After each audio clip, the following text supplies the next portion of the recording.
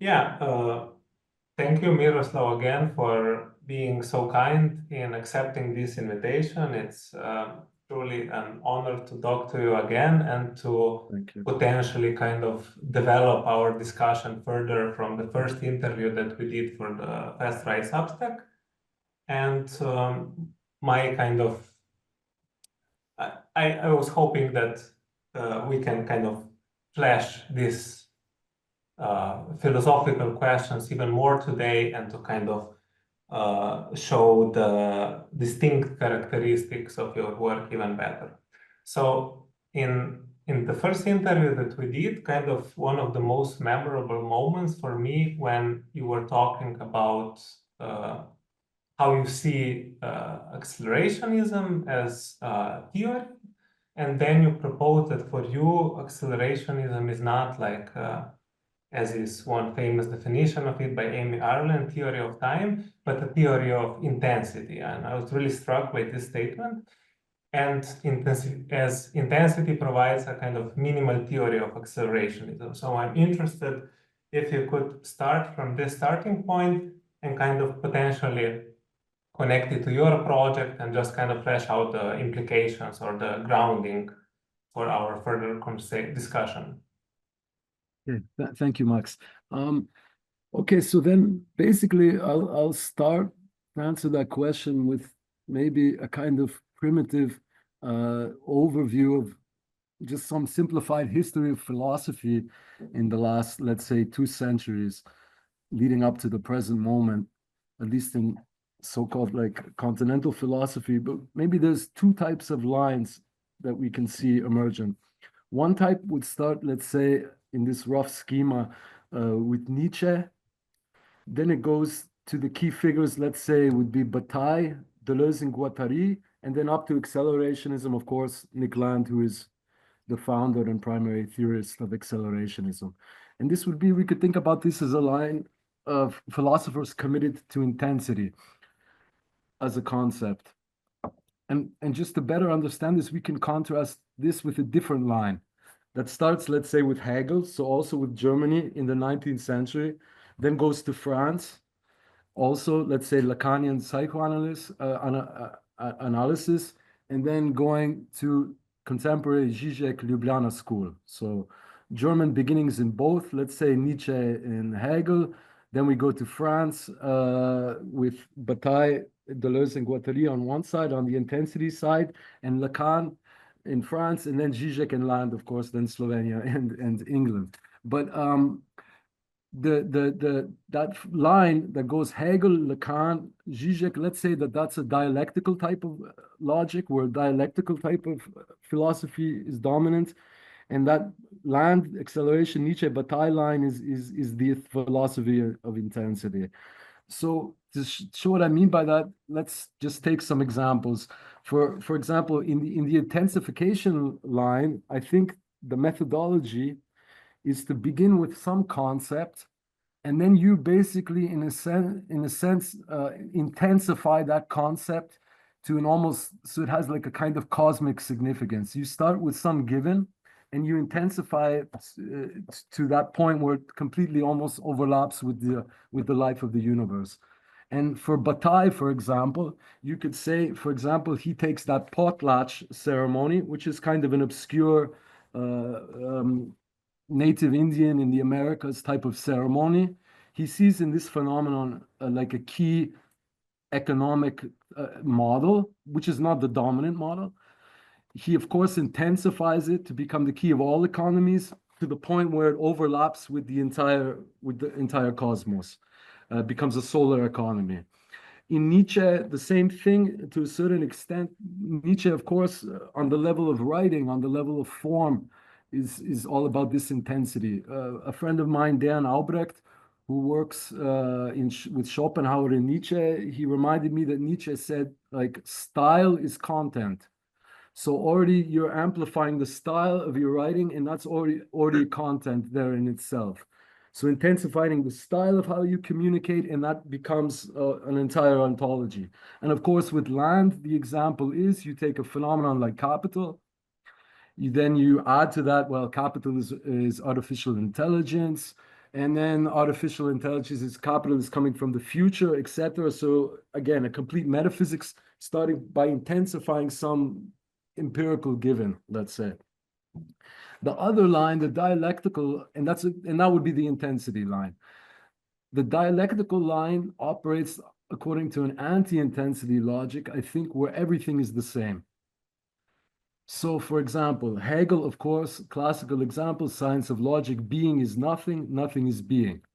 Okay, you're supposed to get a third term about that, but the logic works in that way that two extremes, in a sense, are interchangeable.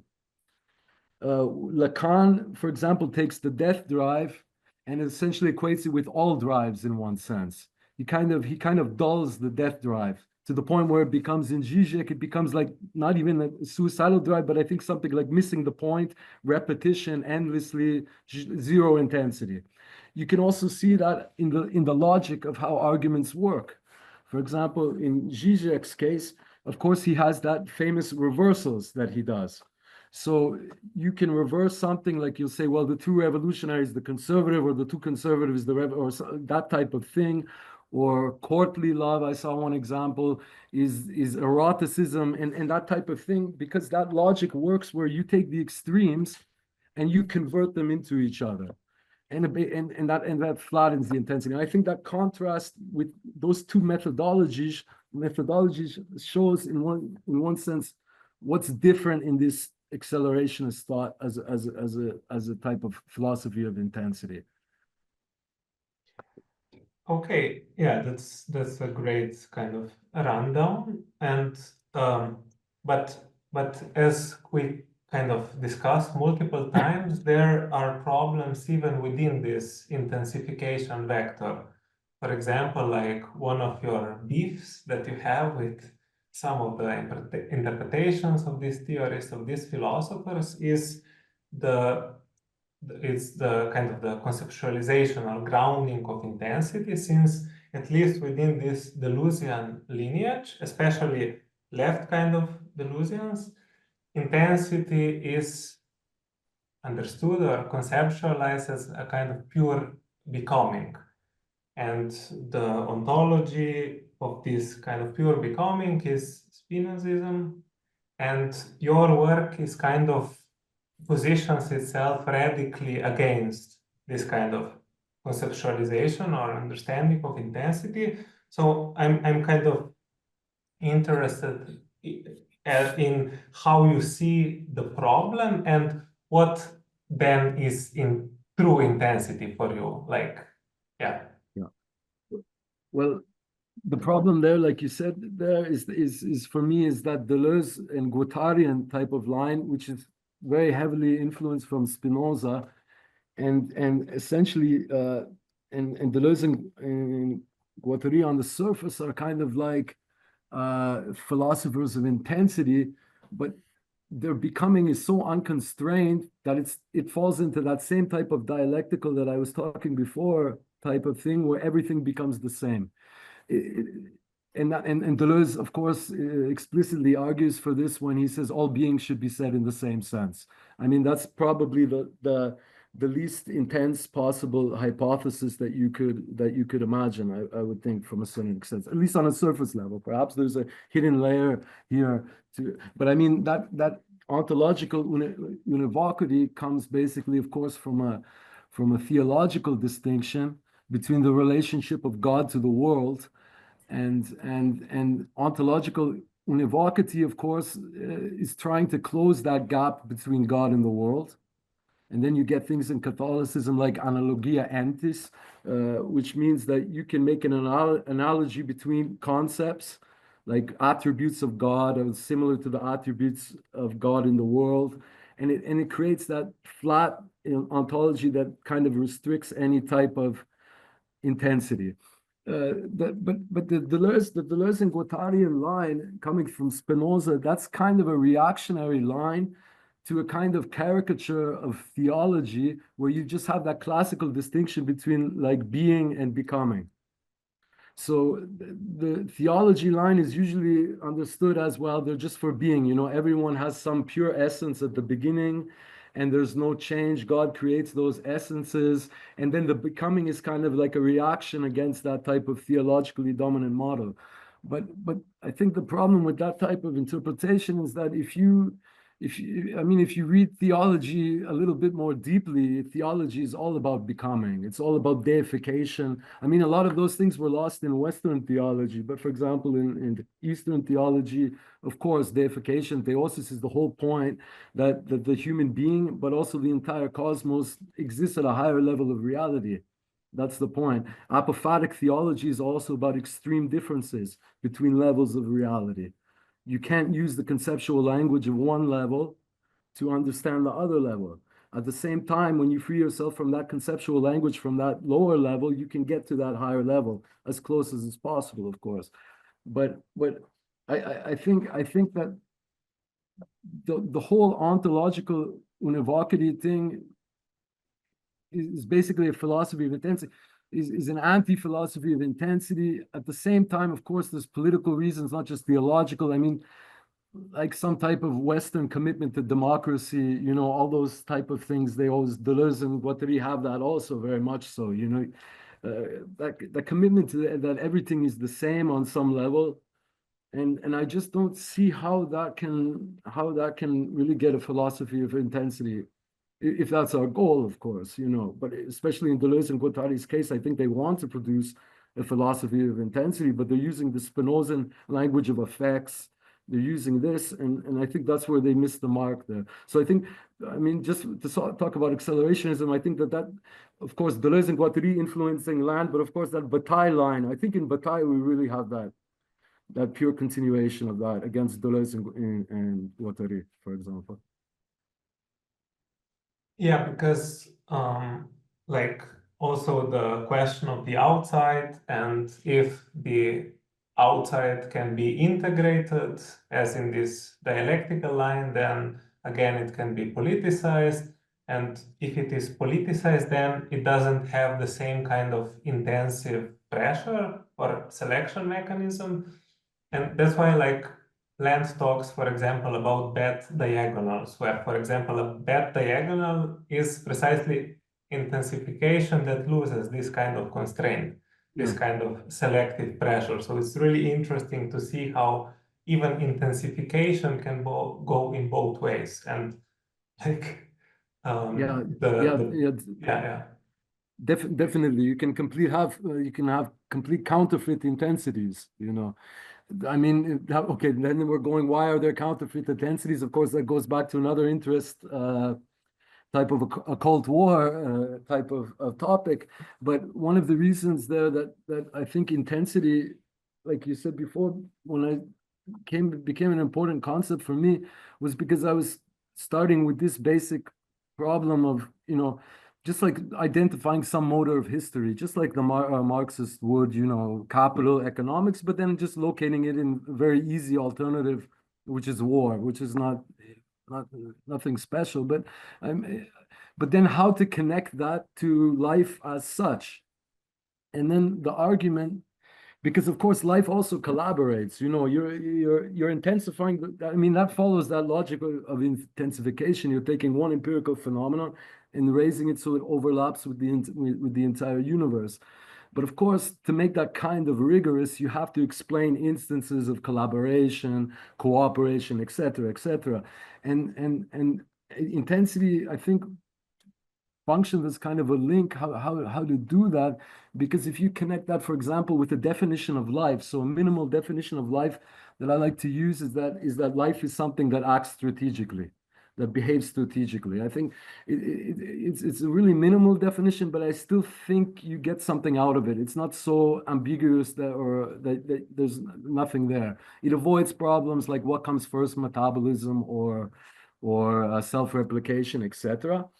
So the argument there, intensity plays a role, because if you say all life is strategic behavior, or life is defined as behavior acting strategically, how do you link that to war? Through a concept of intensity, because war would be something like a generic conceptual name for the most intense version of strategic behavior, which is life's kind of default state in a sense. And And through intensity, the most intense form, life is a dynamic of a strategic behavior. Strategic behavior as a dynamic can be defined by the most extreme point of the dynamic. The most extreme point of the dynamic is the most intense point of the dynamic, if you follow me. So it's, and then you link it up to war through there. But obviously intensity is doing a lot of conceptual work in that type of argument, you know. So obviously then, like you said, intensity becomes a decisive concept in a sense.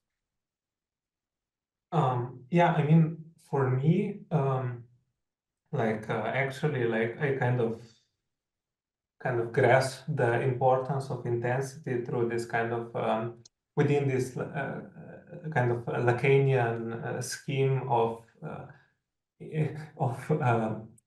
how the other is or is not integrated. And I think that this kind of perspective applies well to your work, and I want to kind of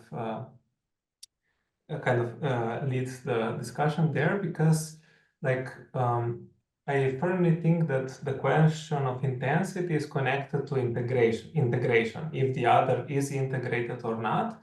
And for example, in your work, when you speak about life, you are always stressing this hostile environment within which the first cell emerges.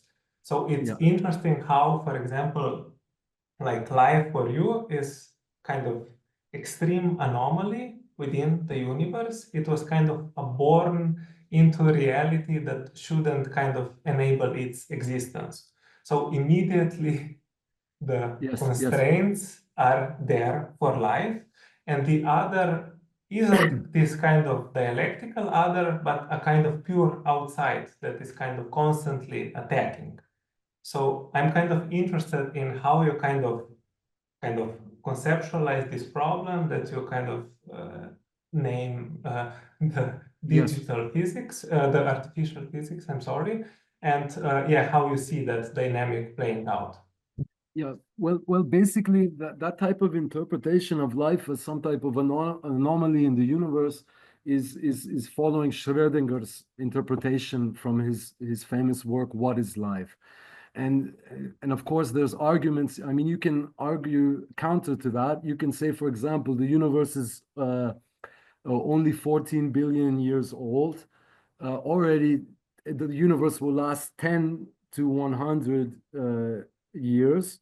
So life appears 4 billion years ago. So that was like, as we know, one case. That's 10 billion years. So from the timeline of the overall of the universe, you could say life appears quite early in the history of the universe, and in that sense, the universe is conducive to life.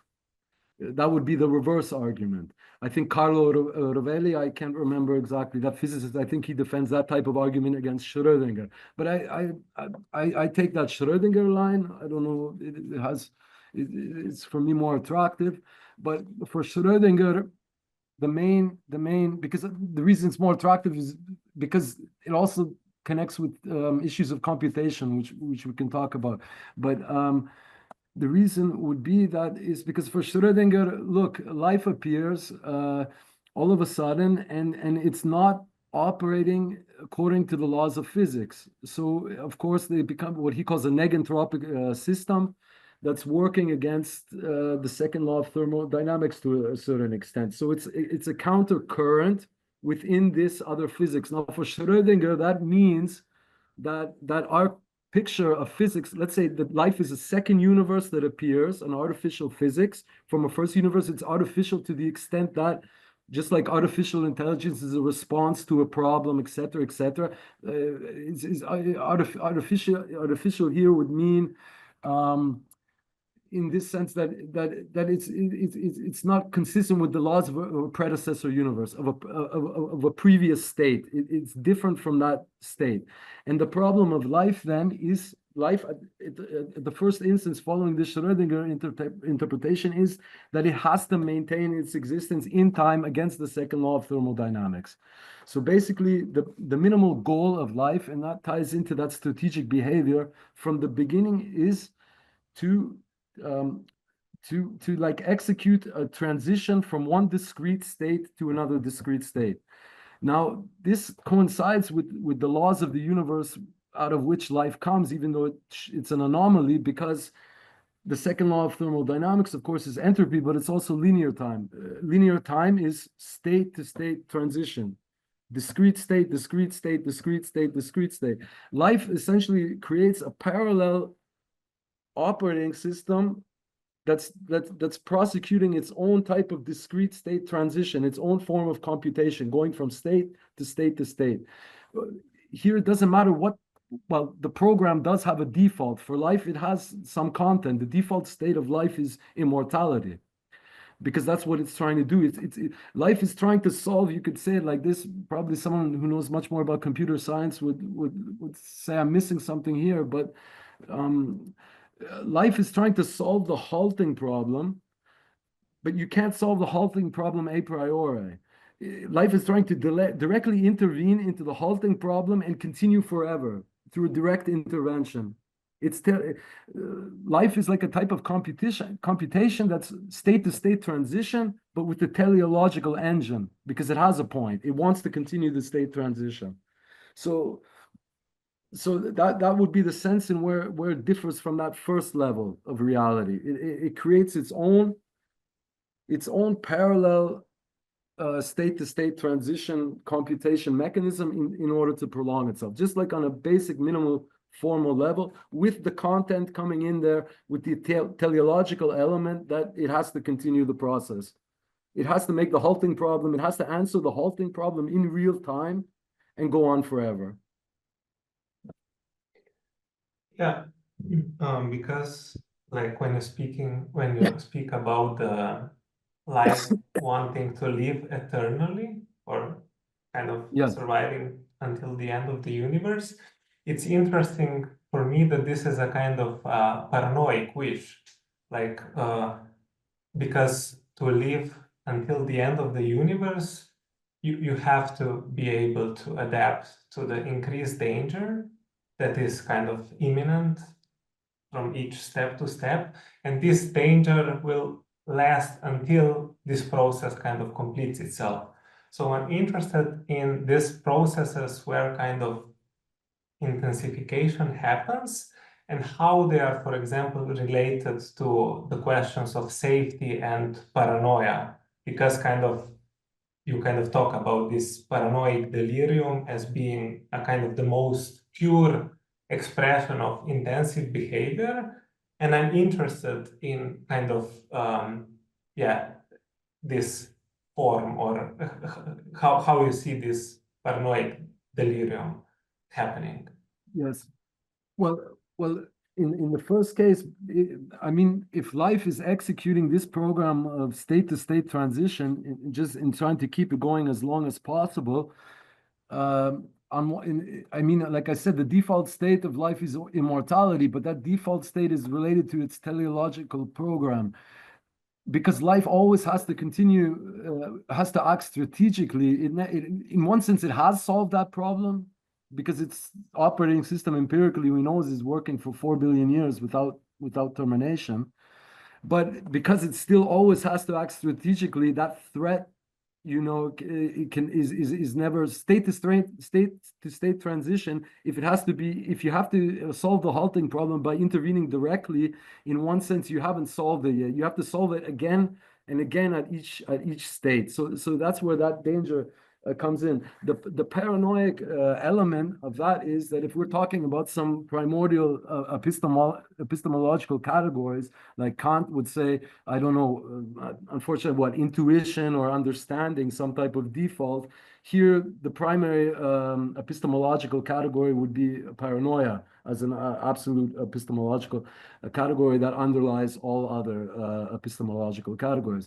The problem is that because life has to always act strategically, I mean, it's not just threats from nature. As everyone knows, you know, you can be your own worst enemy in life, you know. So a lot of time, I mean, in one sense, the nature, it's not just like man against nature or life against nature, like that type of classical mythological narrative. I forget the categorizations of that, but it's also that internal type of enemy, which in a sense, life against life. It's already a different level of intensity when that default state of immortality is somehow questioned. When the engine, when the motor that makes state-to-state transition becomes problematized, when you put in other values, because if you say you want the program to run forever, in one sense that's an axiological claim. You know, that's a value that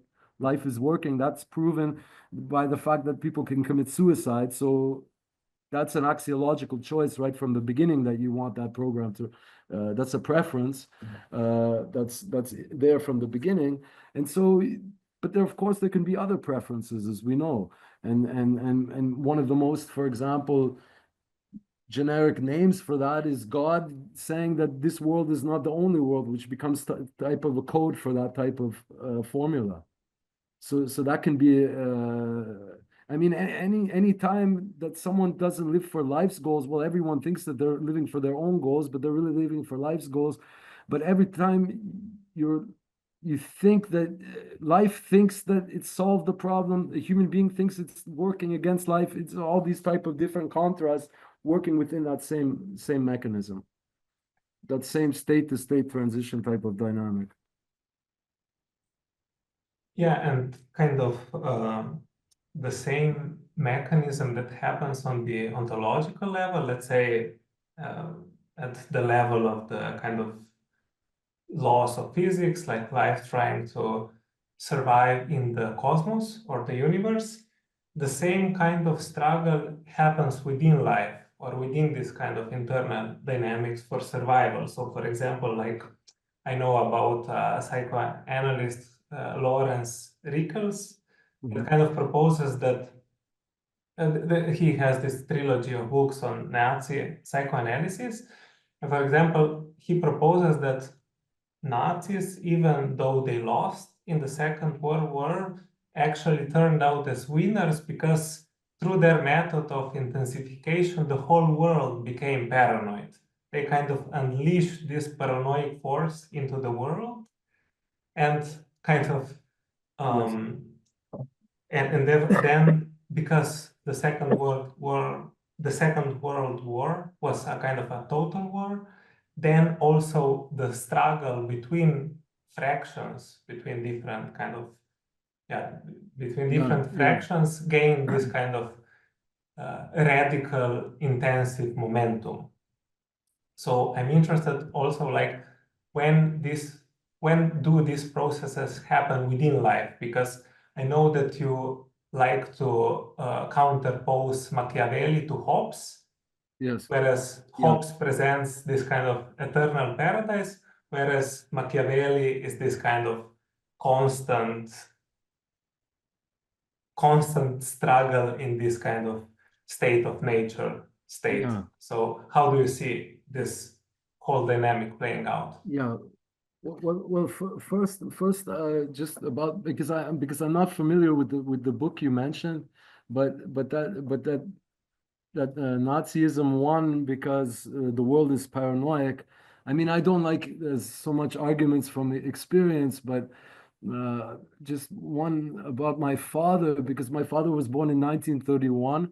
And he had me when he was older, but that was at the time when Stalin was coming into power and everything. Okay, he was a child then and everything, but you know, a child sees how adults react, and that was a completely paranoid type of situation.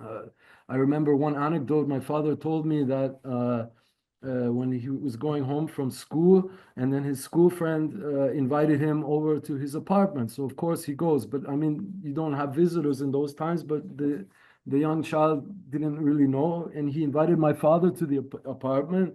And in the apartment was an old woman that was the grandmother of that child, and there were icons all over the house, all over the apartment walls. And the old woman, the Baba there, she almost had a heart attack when she saw that my father came into the room, because you know, that child can tell his parents what he saw in that room, and everything like that. I mean, I don't know, Rickles is the name. I think that the Nazis were the lords of paranoia. I don't really think is the case. Okay, that's kind of a trivial historical argument. But I mean, like I was saying, paranoia, let's say paranoia is a fundamental epistemological category, alongside well, not alongside intuition or imagination, but even more fundamental than that.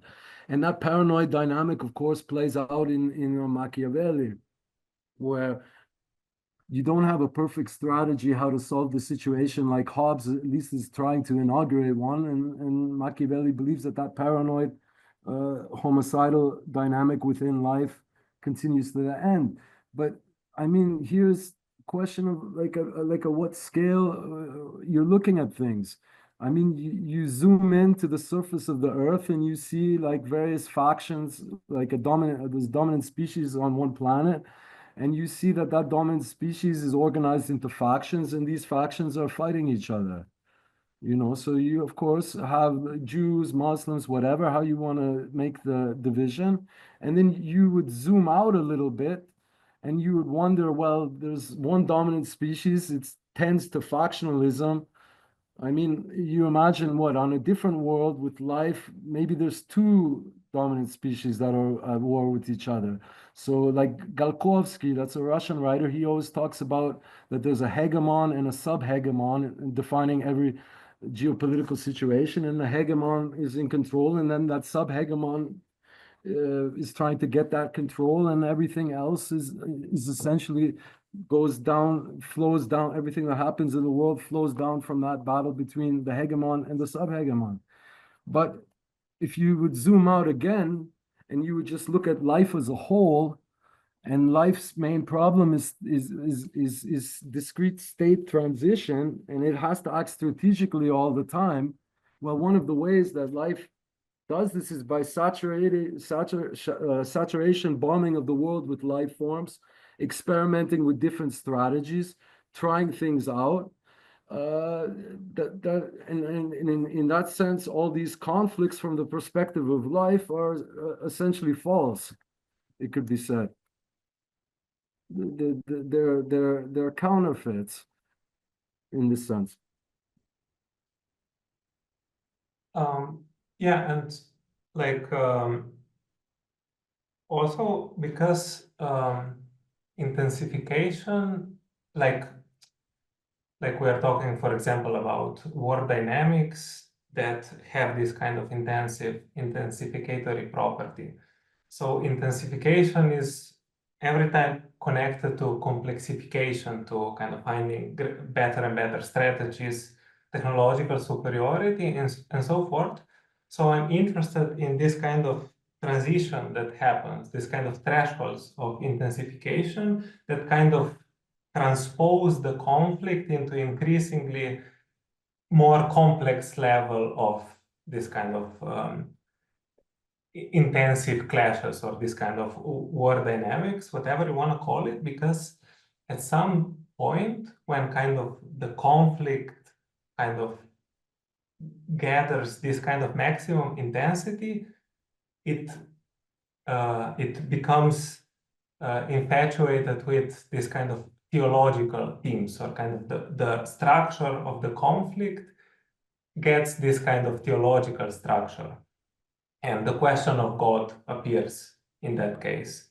So when does this transition happens, and how do you see this kind of thresholds of intensification happening? Because this kind of also aligns with your kind of perspective on intensity as being not univocity, but a kind of radical difference. Well, yeah, well, that's exactly it. Then, Maks, in that case, of course, then God would be this just this type of name for this equivocal ontological intensity that doesn't have anything to do with life's aim of implementing a state transition from one to the next. Now, when did the first thought of God come into the mind of a living being on Earth? You know, I'm not gonna speculate about that. It could be that thought could have been there from the beginning. If that thought just exists as a break with that initial teleological program. I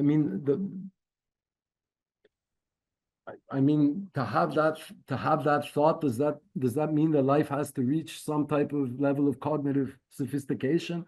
I mean, what has that thought about God? What has that thought about God is 86, in the case of a human being, is what, 80 million neuron cells, or I don't know how many divisions of the first cell. So that first cell, I mean, you could recreate that argument and say that that thought was there from the beginning. You're just looking at it from the wrong time scale by saying it happened with this species at that moment. If those cells are just making that, are responsible for that thought could have been there from the beginning. That thought, I mean, the idea of God is that thought preceded preceded life by definition, and it has kind of a superiority to it in that sense. I mean, complexity and intensity. I mean, I don't know, Max, what that active inference type of thing, you know, that free energy principle and all that, I mean, that's about trying to get minimums, isn't it? Or no? Yeah, that's correct. But because the prediction is the goal, you are trying to have increasingly sophisticated models of the environment, and this leads to increased sophistication, complexification. Yeah. So there's this kind of reciprocal dynamism between these two parameters.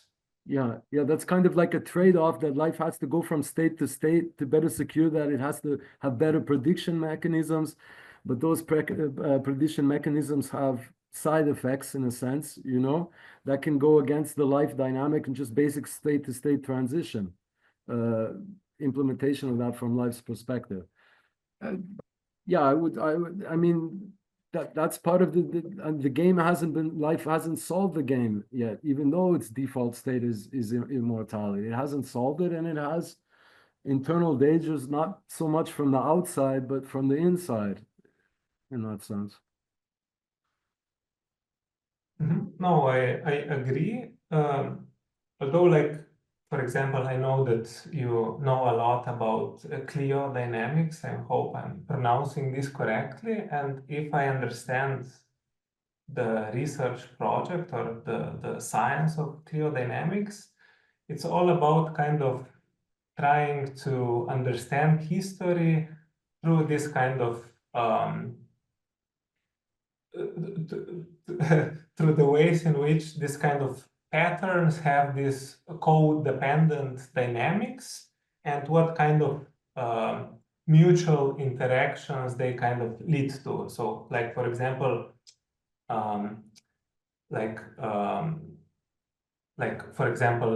like one of the examples is the dynamics between, I don't know, like war and theology.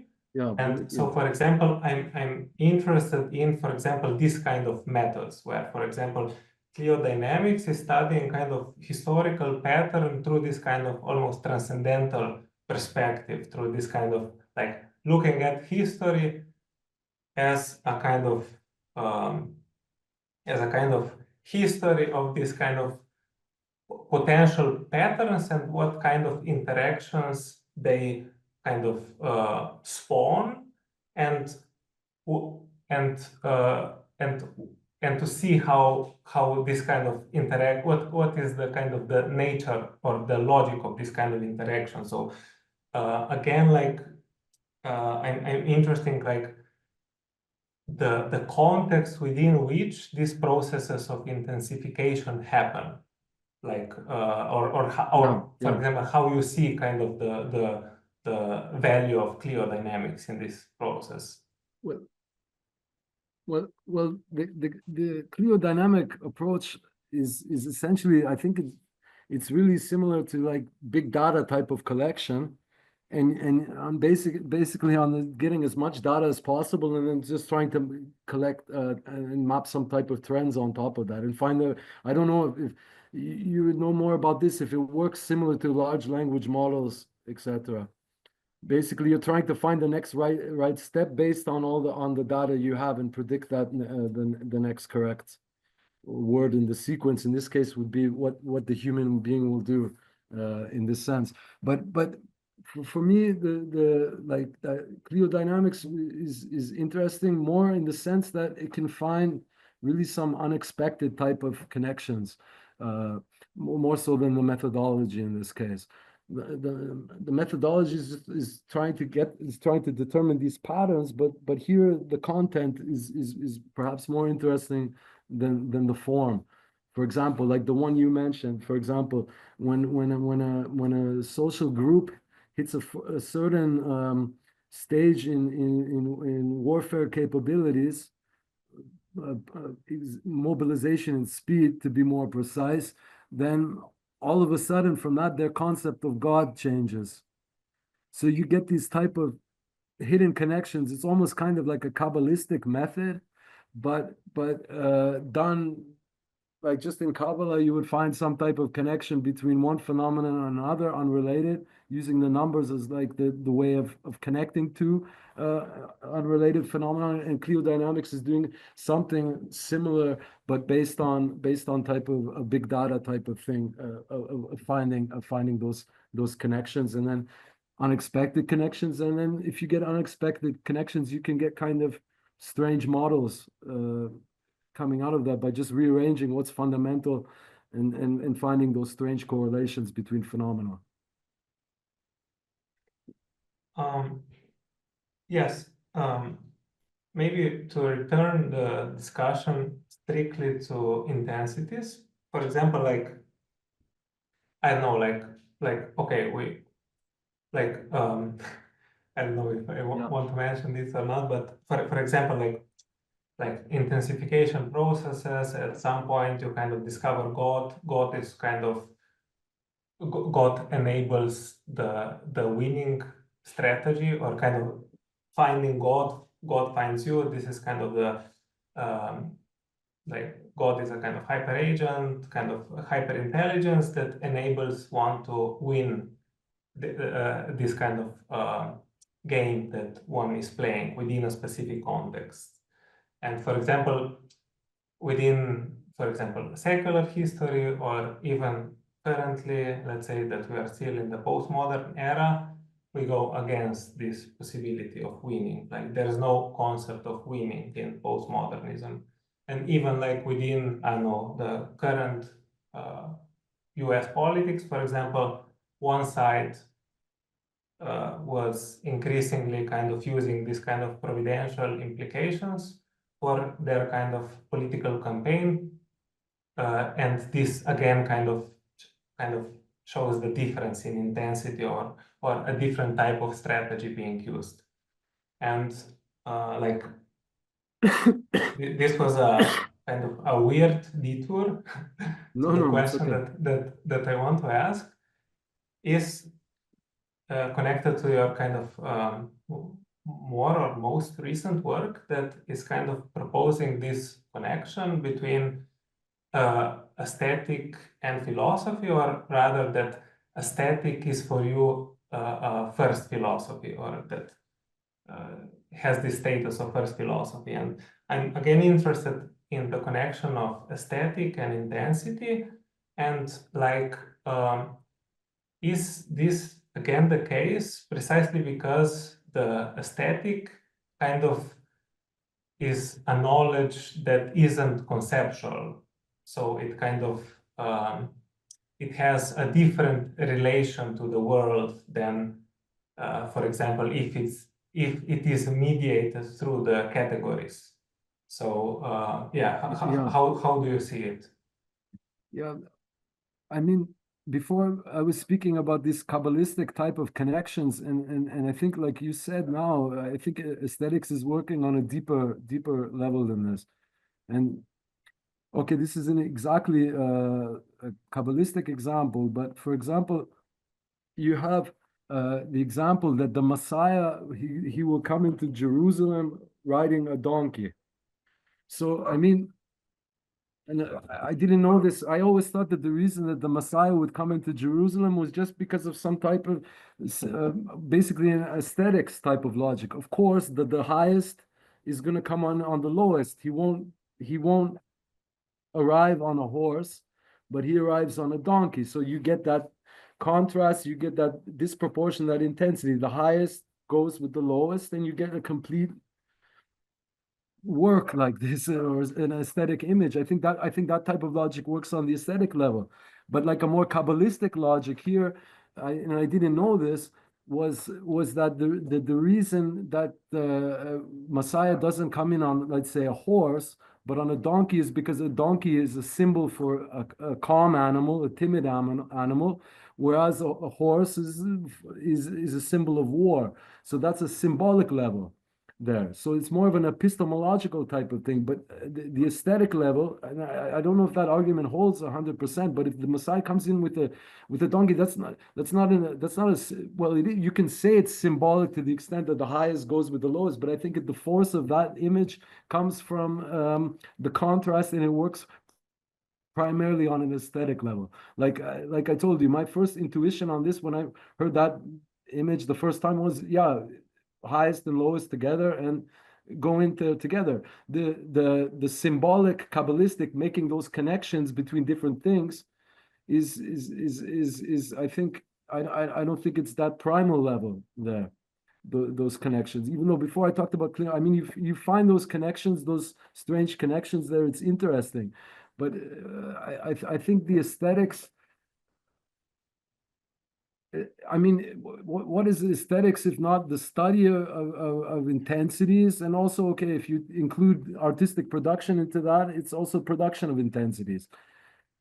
Afterwards, you try and figure out, for example, why a work of art affected you, retroactively, but from the beginning that that you like that, or it had some effect, it's had some impact on you without those prior categories. Here it doesn't go so much for like, I mean, that's like a Orthodox Christian type of way of looking at the world, aesthetics, etc., etc. Then you have to see the beauty, the force going through everything like that. But I don't think it works on that level. I think it works. It's the most closest to a philosophy of intensities. Even like if we go to Kant, for example. So, okay, the first critique, of course, is that phenomenon-noumenon distinction. But the third critique, and every child knows, like the last part 3, we're going to tie up all the loose ends there. And of course, then Kant goes into aesthetics for whatever reasons, whatever. Some interpreters, there's so much literature on Kant, will say he marginalizes aesthetics in that text or whatever. But he already has that sublime, etc. That he has that. He's using that type of conceptual language to explain aesthetics, in a sense, to complete not to complete his project, but in a sense from his own personal perspective to complete that project through a reflection on aesthetics.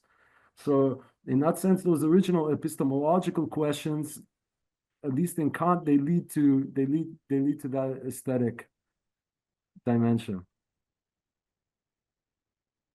I mean, the other candidates, like if we wanted to try and formulate a philosophy of intensity, and we were just working with like standard philosophical defaults like ontology.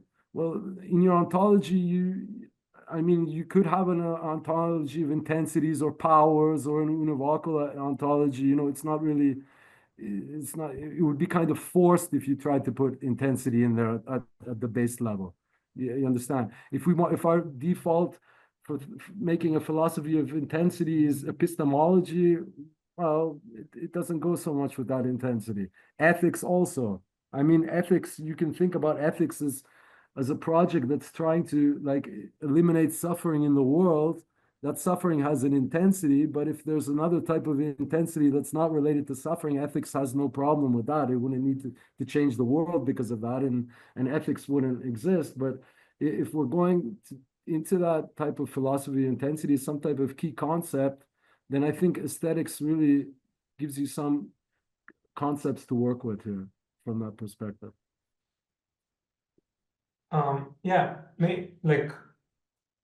Like how I look at, for example, is that I agree with what you're saying and everything. It's like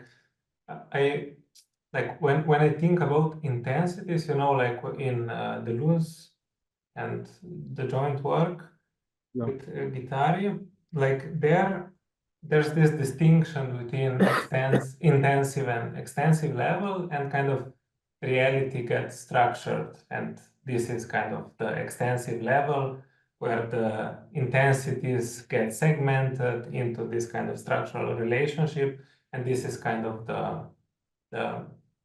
the kind of reality configuration. Whereas kind of like some approaches to knowledge production, like especially this kind of paranoid ones, seems to me that kind of never kind of move from this intensive to extensive realm. Kind of they always like they try to structure reality within kind of intensities. That's kind of the shift that like maybe this is the key distinction between anti-Oedipus and A Thousand Plateaus, where kind of in the first book the deterritorialization is kind of absolute, whereas in the second it becomes a relative term. And potentially this is why kind of intensities aren't kind of fully understood still. That would be kind of my proposition, and you kind of explicated really well. But that's interesting there for me, Max, there what you said, because if paranoia is the default, you can't really get to an intensive level because you're trapped into that reactive situation, if I understood you correctly there. You'd have to like go on beyond paranoia to, if I understood you correctly.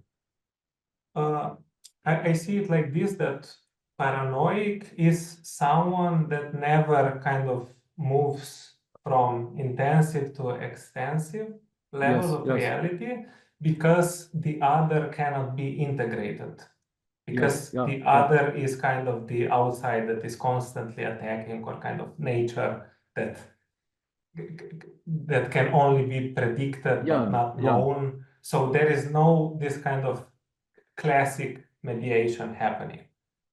And that's why kind of paranoid knowledge, or even within Deleuze and Guattari's work in Anti-Oedipus, kind of the psychotic or the schizo has access to the noumenal realm. This is kind of their neo-Kantian reading. And paradoxically, at least as kind of I try to like make sense of it, this has the property of kind of more objective knowledge, precisely because it is structured, but it's not socially mediated. So this is kind of the radicality of this proposition, and I'm interested in kind of your relation to this topic, and also because you yourself in your work have this kind of assertions where, for example, the paranoid type of knowledge is the most objective one. For example, in your book, Eschatological War, you yourself propose that secret services have a type of knowledge that is akin to Kantian intellectual intuition. So I'm kind of interested in this dynamic specifically.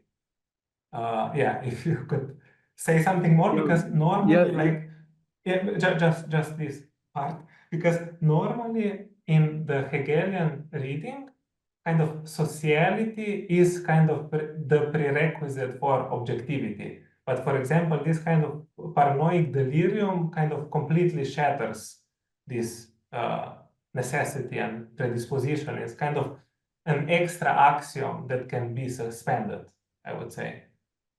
No, Max, but I really like that formulation you made before there, where you were talking about that constraints on the paranoid there. But that would be the argument. I mean, in intelligence agencies are built upon that, about they have to. I mean, they reject they're completely anti-Kantian from the beginning. The most important thing is that you have to access that noumenon. You have to go into that unknown constantly. And in one sense, to the extent that intelligence agencies control the world on one level, in this sense, they prove that Kantian was like Kant would say they completed the system of German idealism, the intelligence agencies, by going directly into the noumenon. But in this sense, I would say it like this. Look, that the entire okay, first I'll say, I mean, the entire distinction between phenomenon and noumenon, I think, has already been invalidated by Darwin, because I don't understand. I mean, the whole point of, so Kant was at the beginning of the 19th century or something like that, and then Darwin a few years later. I mean, Kantianism from this reconstruction shouldn't have lasted so long, because the entire point of Darwinism on a philosophical level, let's say on an ontological and epistemological level, is the reason that how a life form lives and behaves in the universe tells us something about reality. It's adapting to its environment. So exactly, it's like transcendental structures are directly shaped by reality. Now, I know that Donald Hoffman, for example, I think it's Hoffman, he has that other argument, well, we just have that interface, and he uses all Darwinian things to try and prove that, to prove then, well, we don't know anything, it's just an interface. And then he goes beyond that, but I really don't understand how that distinction can still function. Every transcendental structure that exists, every organism tells us something about reality. So that like what Kant would say, what the phenomenal structure of how we understand things is directly shaped by reality. That's the point of Darwinism. Now, what would that mean? That would mean, you could say hypothetically, that if you were on a quest for absolute knowledge, etc., that you want a complete overlap between the phenomenal and the noumenal, and that would be possible from a Darwinian perspective, because anyway, your phenomenal structure is an index of that noumenon of reality, and then you would try and create some type of perfect overlap between that. I mean, in that sense, the Kantian distinction holds between known and unknown, but the entire project or the entire conceptual distinction falls apart insofar as that noumenon is unknowable by definition. You try, I mean, that's like, we're talking about intelligence agencies, that's what they're trying to do, is just make a complete overlap between the phenomenon and the noumenon, but there's no constraint there from the beginning default that says that that's not possible. Now, you could intensify that noumenon like Land does, and then say, well, the noumenon's trying to attack you at the same time and kill you, like a fang noumenon, at the same time. Well, why is the noumenon trying to liquidate you at the same time? Then you get into a type of occult war type of scenario by intensifying that phenomenon noumenon distinction at the same time. But yeah, there was a second part of your question, Max, that maybe I didn't get to. I'm not certain. A second part about intelligence agencies, or no, there wasn't, because I went more off into that Kantian type of direction. Oh yeah, no, that was completely fine. Yeah, I mean, I can just kind of add that, for example, kind of for Land, for example, transcendental philosophy is simply a critique of transcendence. So, like, so it has this kind of ring to it, that, for example, transcendental is at the same time teleological, because it's constantly kind of shifting the domain of reality through this constant liquidation of like transcendental nodes within the system, or these kind of perspectives that don't have this kind of immanent grounding in reality. So that's the status of synthetic a priori, I believe, for Land, as being this kind of intensification of the transcendental itself, and thus transcendental becomes a kind of active force. I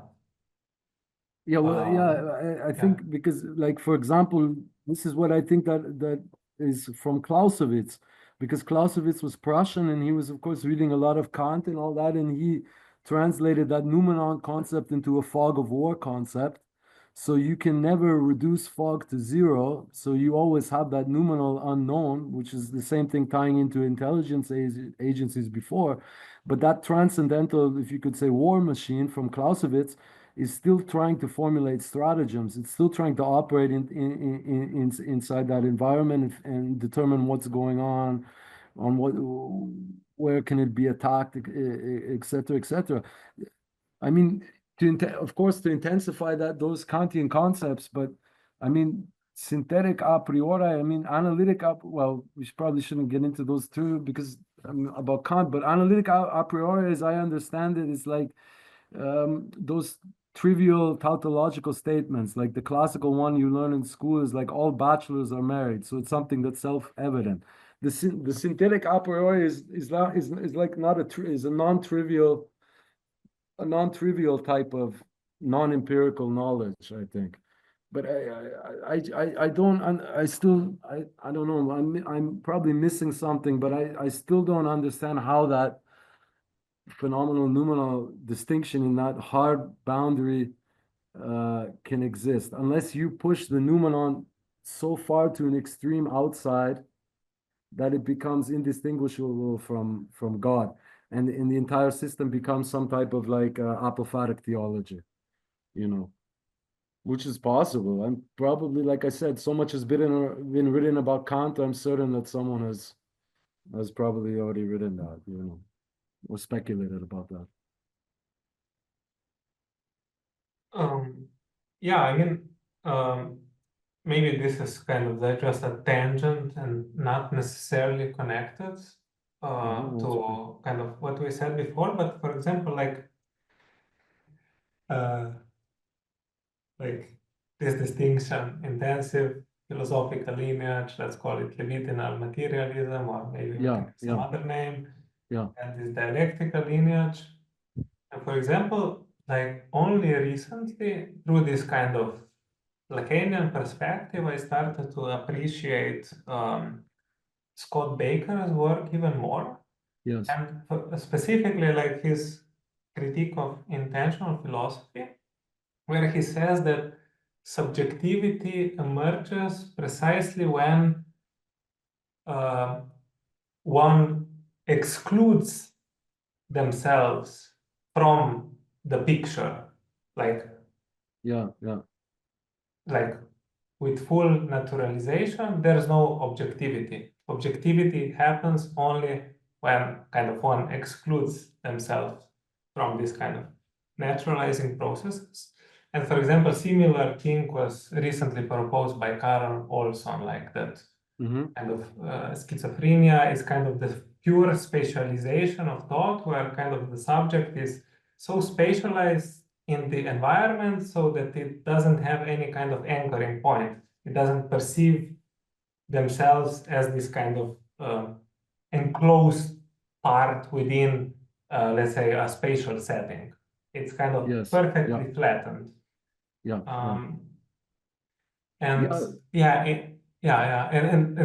that's kind of like in that sense, I kind of started to make these connections because, like, if, for example, you are paranoid, then there's like the outside has this kind of structure, like because of the imminent danger of the interaction, you don't try to understand the other. The other is this kind of pure mechanical space of causes that you can only predict. I think that Lyotard has, for example, a nice quote about nature where like the crucial transition happened when the nature ceased to be understood and started to be predicted, something like that. It's Lyotard has Lyotard has this statement. So like I don't know, like if you want to like what is your perspective, but yeah, please.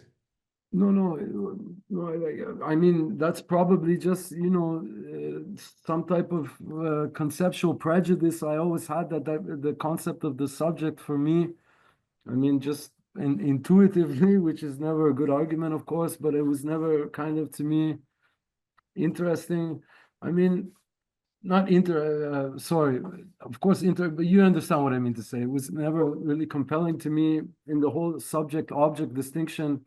I always like more that dynamical approach, but I understand what you're saying. That Baker says that the precondition to that dynamic, that you understand the bigger dynamics, is first you need subjectivity. But I mean, is that if I understand correctly, Max? I mean, that gives you a more objective type of thing when you make that distinction or something like that. Baker says that when objectivity arises, you Yeah. kind of you kind of start doing this kind of superstitious philosophy. You're kind of not doing science anymore. Oh, Because when the subject appears, Max, I didn't Yeah, then I yeah, didn't yeah. understand. When this then I agree with it. Then this is more for me. Yeah.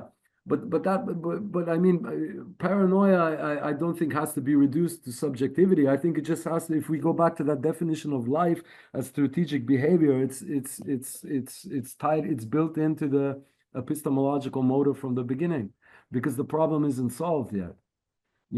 But of course, prediction, how are you going to define what that problem is? But on the formal level, just what state-to-state transition forever. I mean, I was listening to Yudkovsky, like a few days ago, I think with Wolfram, I think it was and his arguments, the transhumanist arguments. A lot of times he says, well, we want a world that's fun or something like this type of language, which, for me, it's not compelling. I mean, that's an argument of why things should continue, that's kind of a childish way of thinking. I think so. I mean, I know that's not, look, every species wants to survive. It has its own interests. Like, human being has only been a dominant species for 50,000 years. That's not a long time. 50,000, 80,000. And because that concept of a dominant species also, I mean, okay, now I'm going off on a bit of a digression, but I mean, a lot of that, because I mentioned Yudkovsky and that AI threat type of language. I mean, essentially the threat is that the human being would not be the dominant species anymore.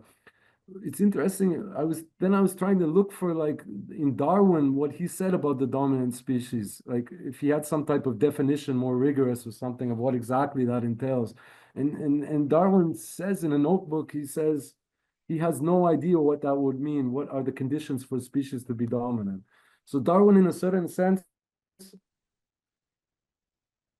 I mean, you can think about it that two ways. Dominant species, I mean, life is dominant. In one species is dominant at a certain time. It all comes down, like, where are you attributing where are you attributing agency to?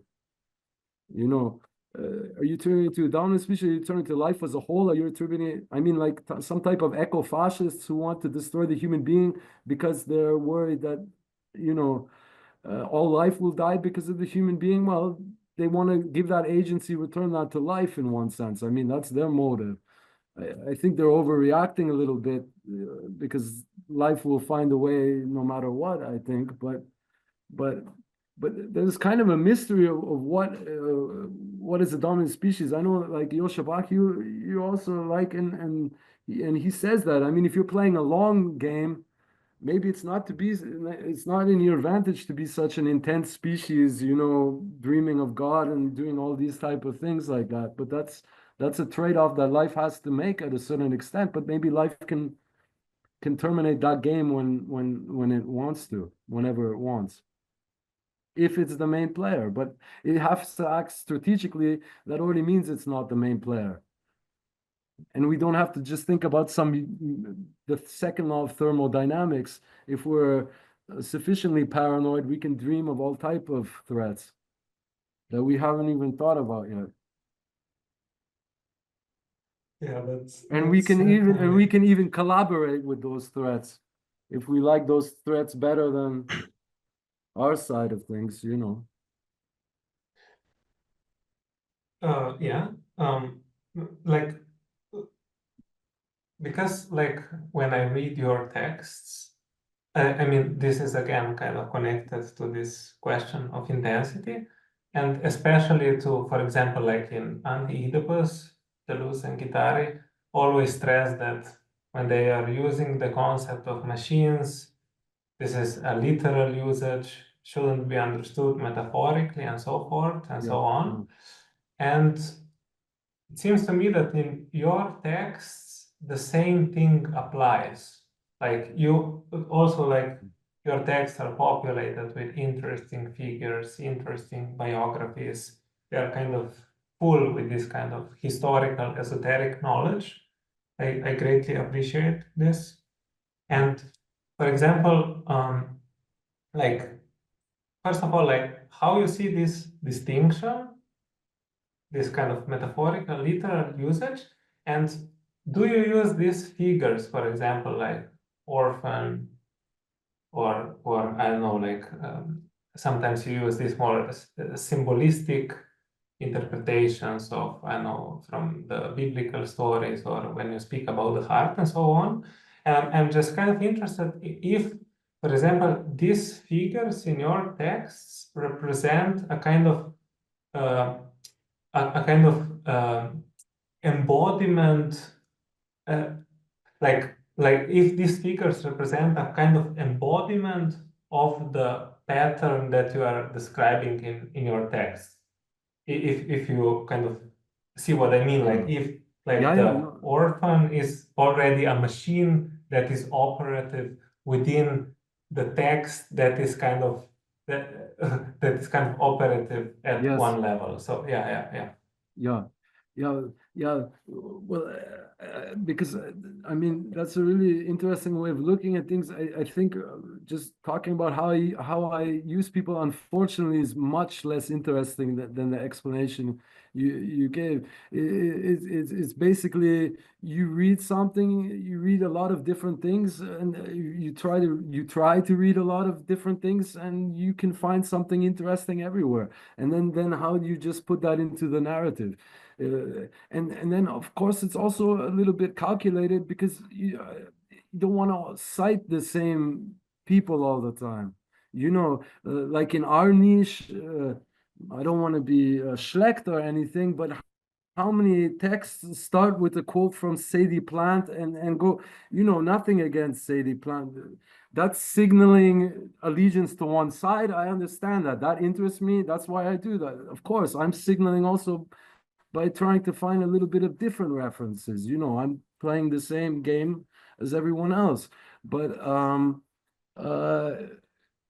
I mean, there's so many, can find so many obscure things. Why to have to always use the same people? You know what I mean? The same concepts. And when you use someone different, a different reference, then that opens up a different type of pathway, you know, because again, then you find a whole set of different connections based on that. So it is a methodological thing that you try and cite authors that are not part of whatever your niche canon there, and because of that, you can think about things from a little. You don't get caught in that trap.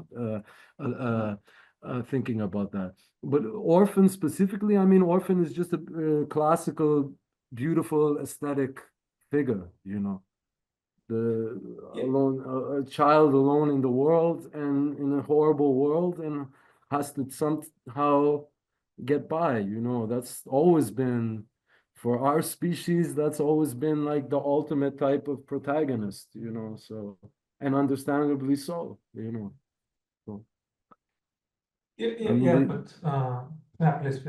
No. I finished, Max. Please. No, I just wanted to say that, for example, Deleuze and Guattari, like, also use these figures of schizo,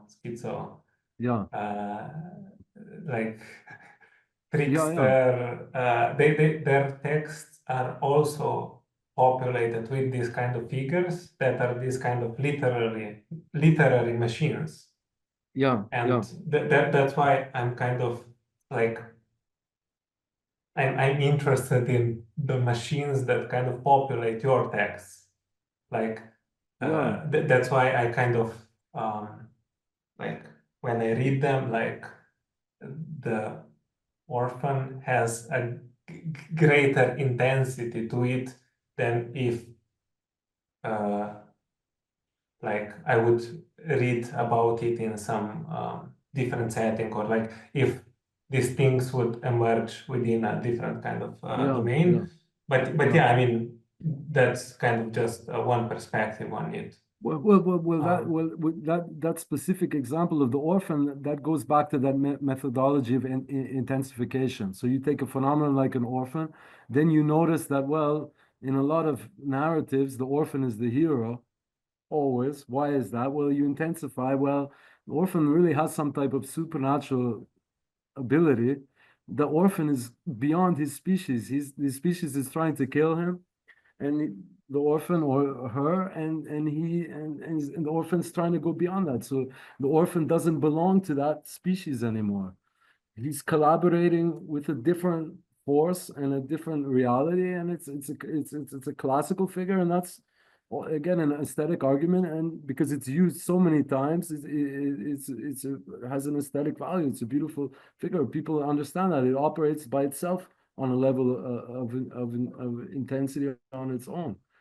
But putting all these different people into the narrative like that, I mean, like before, like I mentioned from Nietzsche, how you stylistically construct the text, I mean, that already has a lot of content, you know, because we're working in more that para-academic, so we have that a little bit of that freedom to do that type of thing.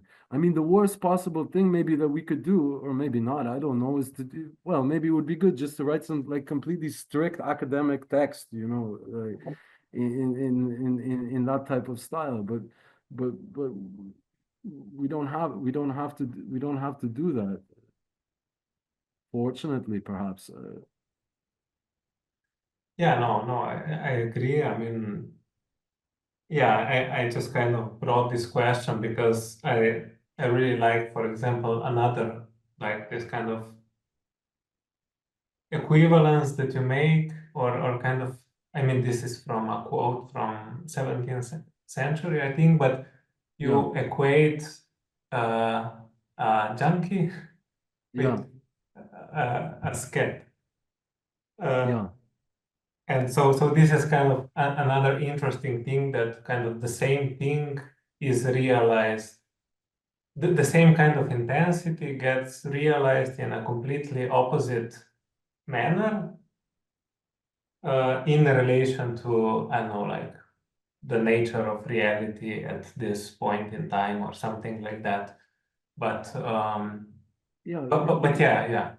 Please. No, but for that particular example, but I think everyone understands that, like on some type of intuitive level, you know, it's basically it goes like this. The problem is the same, but the reality has changed to a certain extent, that the old solutions, like for example, a drug addict would be inclined to be, he has a lot of the qualities like an ascetic would have, you know, and I think everyone knows that in one sense, or someone who's, I mean, it also goes back to before what you said, Max, there about winning, and about that eschatological dynamic. I mean, winning on what level, you know? I don't know if winning is the right. I've always been more drawn to that, to the other side. You know, you have more, not empathy, but you know, feel closer more to that, more at home with that, with that type of situation. I think so. But then they win on a different level of reality. So I mean, on a deeper level of reality, they're victorious, but they don't measure that level of realities. I don't think is measured in terms of winning and losing. I don't think so. Well, in one sense it is. You have to complete your mission in life or whatever, you know, or try to. And like a final question before I kind of open it up to the audience, like I would just like to kind of ask you about the title of one of the chapters for your forthcoming book. That is, quote, "The future is clear because God has a preferred aesthetic." So I'm interested, like, where are you going with this statement? Like, even in relation to the discussion that we had so far, like, what is this preferred aesthetic?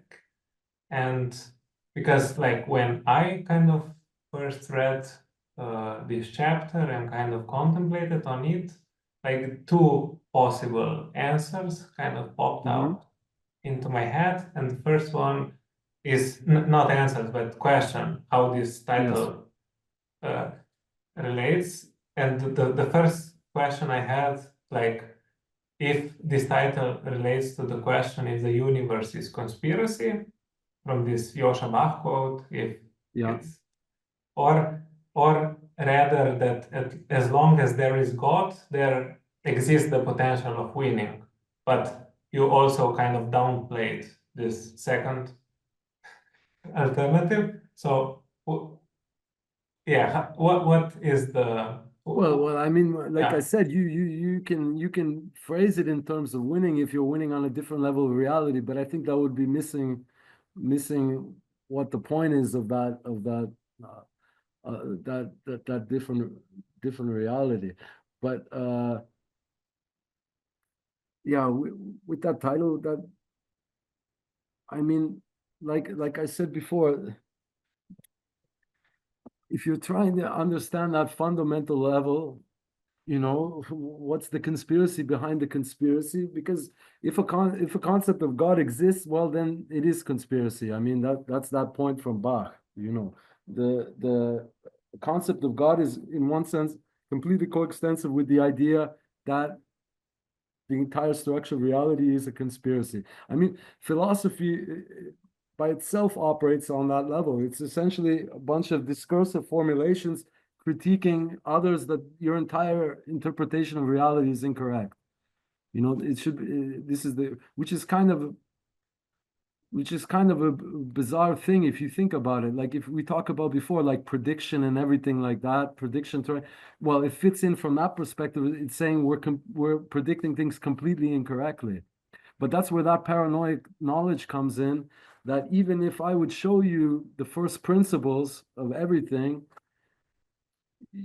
if you're paranoid enough, it's still not enough. Those fundamental principles, they could be counterfeited by some devil, you know, if we're going in that extreme paranoia type of knowledge.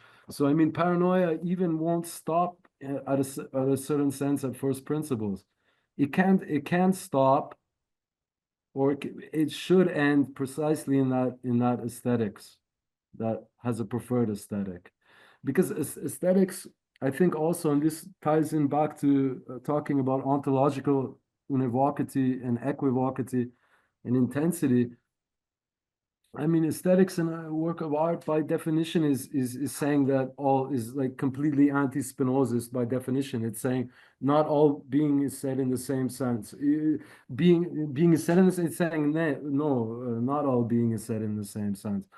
There's a difference, and that's why it's close to intensity, because an intense experience, it means, for example, that you can't say like Wittgenstein, the world is all that is the case, because you can't flatten things like that. If you're working with intensity, if you give some type of priority to intensity, that type of claim doesn't work. To say that the future is clear because God has a preferred aesthetic means that intensity exists, and in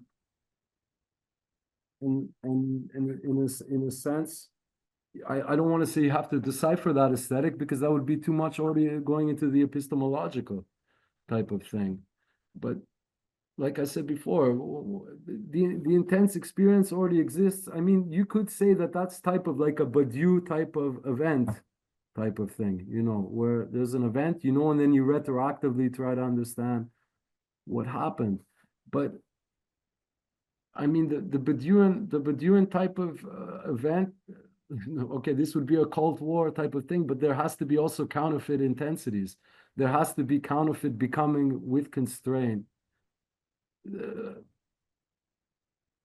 It goes like that. It's not just like being or becoming with constraint or becoming without constraint, but becoming with constraint, then a counterfeit becoming with constraint. That's what that paranoid knowledge allows you. It keeps going. Okay, into a type of death spiral that never ends, that extreme paranoia. But it can end with that type of intensity that's best experienced through aesthetics. And that God operates on that level would be that God operates on the level of absolute intensity, which is kind of a classical type of theological statement. I mean, you die and then you go into the Godhead and you contemplate the mysteries of God forever. And I saw one time, well, that would be boring. Someone said, well, you know, I don't know. I don't think so. I don't think they're working with the wrong definition of what that would mean, I think. Okay. Yeah, I mean, thank you very much. Maybe like I saw that Philip Valentini wrote a question in the chat, and maybe like, would you want to unmute yourself and ask it directly to Miroslav, or should I read it?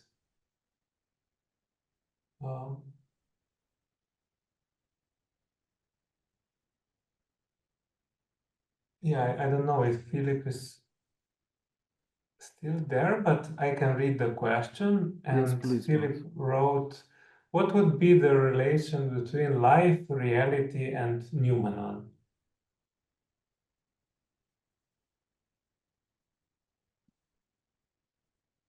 Well, first, I apologize if I'm repeating myself, but but the entire concept of the noumenon, it depends to what extreme you're going to push that outside, you know. So I mean, you can push it so far outside that you get then some concept that's equivalent to God, and that's completely some highest type of level of reality. Then that would be the real, you know, because that would be that type of thing. Life,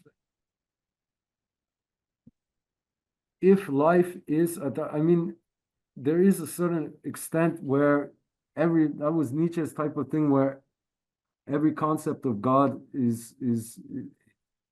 implies some hatred for life at some minimal level.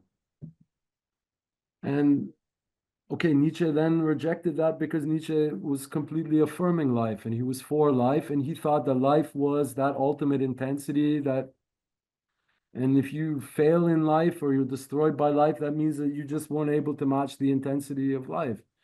But if there's something that's more intense than life, which is shown perhaps every day, but it's still denied for some reason, then that whole type of argument falls apart. You know, so I think I like that idea that from Nietzsche that every concept of God contains some hatred of life. I don't like the conclusion that's drawn from that then you have to be on the side of life, you know. Okay, I mean that's just if I can add, Max, because that's also a type of an aesthetic thing, you know, an aesthetic criteria. It can't be. I mean, hatred for life can't be justified ethically, ontologically, or epistemologically. I don't think so, but it can be justified aesthetically. I mean, Welbeck has that quote in that one book where he says, "Our entrance into the aesthetic or artistic world is only for some people who are disappointed with life." Yeah, I like your quote where you said in Nova Gorica that Yeah.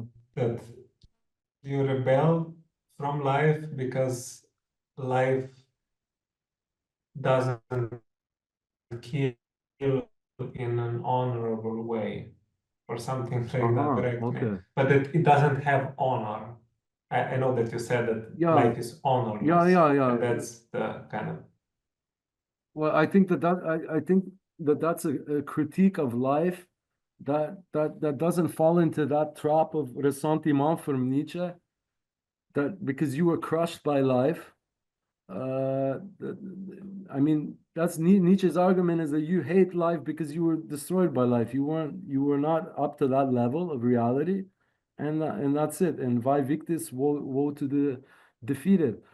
But if you go back to that beginning of that life dynamic and everything, all the games that life plays in order to survive, just to solve the halting problem on the practical level, to prosecute that state transition, that life acted completely without honor. And that type of critique has nothing to do with ressentiment. You need a concept of honor after that. But that also ties into that lowest aesthetic, because that chapter you mentioned before from that work, Future is God, that has a lot to do with prison gangs and that type of thing, where that's the lowest level within civilization. You understand, that's like a state of nature, Hobbesian state of nature within civilization. But I mean, it overdetermines it, but that's a different story. But there's an honor code of certain things that have to be followed and are expected of you. And that's it. And I think it's a legitimate critique that life didn't follow that code in 4 billion years. I think that life will kill off everyone, destroy anything useful just to keep going.